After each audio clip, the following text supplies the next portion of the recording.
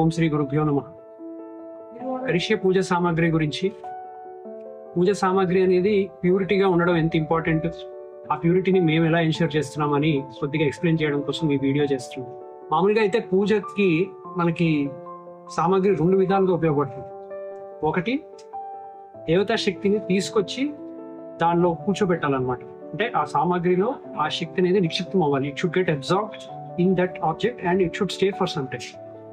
అలాంటి use cases మనకి ఎక్కువగా ఇంట్లో చేసుకునే పూజల్లో వాటిలో కనిపిస్తుంది. అంటే మనం దేవతలను ఆవాహన చేయడం, లేకపోతే మనం మంత్రంతో పాటు సామాగ్రి అనేది ఆఫర్ చేసినప్పుడు అయితే అది కరెక్ట్గా ఆ శక్తికి మనం అందాలి అంటే కనుక వేసే సామాగ్రి అనేది ప్యూర్గా ఉండాలి.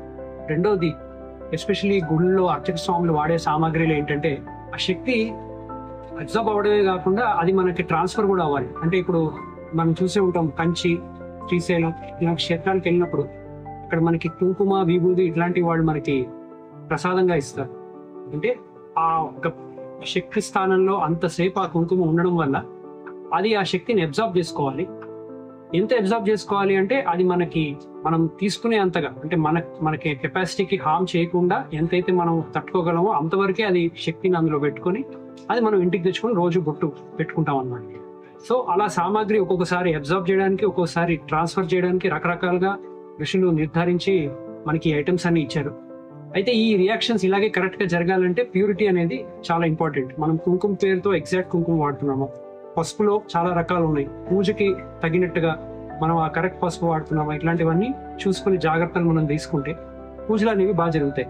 అయితే కరిష్యేలో పూజ సామాగ్రి ప్యూరిటీని మేము ఎలా వచ్చాము అంటే, first as much as possible source దగ్గరికి వెళ్ళడం.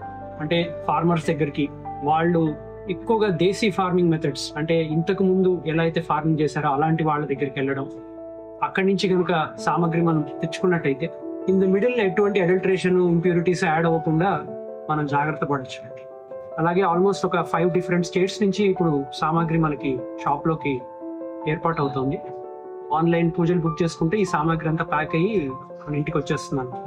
ఒక సామాగ్రి కరెక్ట్ గా ఉందా లేదా తెలుసుకోవడానికి మేము ఏం చేస్తామంటే, అది ఆ వెండర్ని కానీ, ఆ ఫార్మర్ని కానీ, ఆ మెథడ్ని కానీ ఎప్పుడైతే ఫైనలైజ్ చేస్తామో మా టీం నుంచి ఒక గురువు గారిని కూడా తీసుకెళ్తాం. మాతో పాటు తీసుకెళ్ళి ఆయనకు కూడా చూపించి, గురుగారు ఇది కరెక్టేనా, ఈ మెథడ్ ఇలా చేస్తే మనకి సరిగ్గా సరిపోతుందా లేదా అంటే ఆయన చెప్తారు, ఇది ఓకే, ఇంతవరకు మనకి ఇది సరిపోతుందమ్మా, ఓన్లీ ఈ డిఫరెంట్ పూజలకి మాత్రం మనం వేరేవి తెచ్చుకోవాల్సి ఉంటుందని చెప్తారు. సో ఆ ఎక్సెప్షన్స్ అన్ని మేము నోట్ చేసుకుని అది ఫాలో అవ్వడానికి ట్రై చేస్తూ ఉంటాం అనమాట.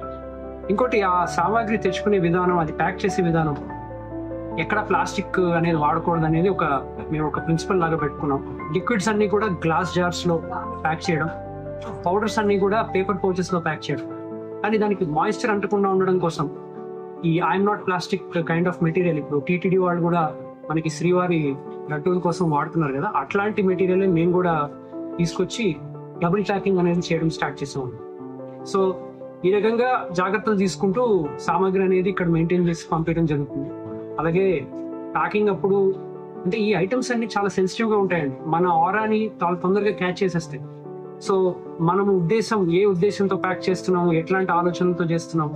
అందుకే అంటారు, ఇంటికి పేరెంటానికి ఎప్పుడైనా పిలిచినప్పుడు, అసలు పూజ చేస్తున్నప్పుడు హార్ష్ గా మాట్లాడడం, లేకపోతే ఒక రాంగ్ వేలో థాట్స్ అనేవి ఆ టైంలో ఉండకూడదు. ఎందుకంటే ఆ ఐటమ్స్ వాటిని తొందరగా క్యాచ్ చేస్తాయి. సో అందుకే మేము ఇక్కడికి వచ్చినప్పుడు కూడా చాలా జాగ్రత్తగా ఒక గుడికి వెళ్ళో, లేకపోతే ఒక దైవ చింతనతో వచ్చి అక్కడ ముందు స్వామికి పూజ చేసి చెప్పులన్నీ బయట విడిచేసి అది ఒక భక్తిగా, ఒక స్వామి సేవగా చేయడానికి ట్రై చేస్తూ ఉంటాం. ఎందుకంటే ఈ విధంగా అందరి పూజల్లోకి, సనాతన ధర్మానికి ఒక సేవ చేసే అవకాశం మాకు వచ్చిందని మేము అనుకుంటూ ఉంటాం. సో ఇట్లాంటి జాగ్రత్తలు తీసుకుంటూ కరిష్యే పూజ సామాగ్రి దాని మీద మా ప్రయత్నం అనేది సాగుతూ ఉంది. ఓం శ్రీ గురుభ్యో నమః.